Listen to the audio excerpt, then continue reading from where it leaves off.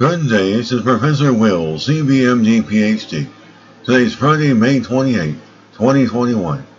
It is 3:47 and 39 seconds a.m. Eastern Standard Time. Today's research, Crohn's disease. So let's hop to it here. AGA recommends early use of biologics in patients with moderate to severe Crohn's disease.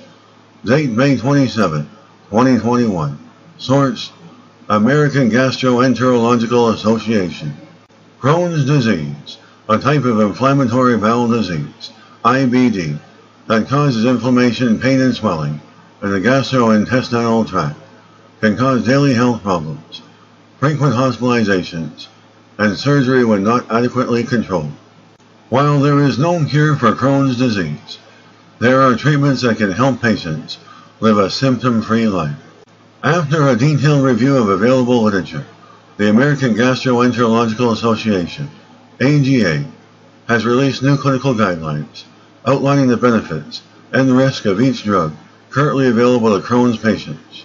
Based on this research, AGA recommends the early introduction of biologics for patients experiencing luminal and fistulizing Crohn's disease, rather than waiting until other treatments fail. With many new drugs entering the market, clinicians' ability to treat patients with Crohn's disease has improved greatly over the last 20 years.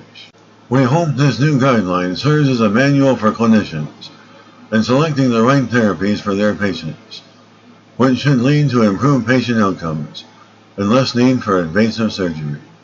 Biologics are the most effective drugs for the management of Crohn's, and they should be used early, rather than delaying their use until after failure of mesalamine and/or corticosteroids in patients with moderate to severe or fistulizing Crohn's disease.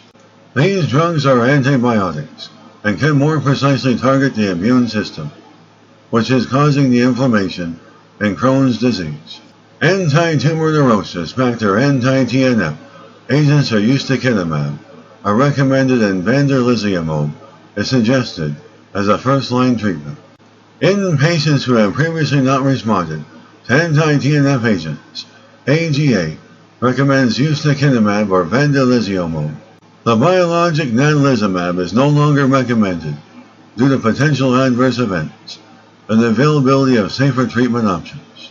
Good day, this is Professor Will, CBMD PhD, on microbiology, bioinformatics, and pathophysiology. This video was created for educational purposes only. Hope you enjoyed listening. Until next time, have a great day.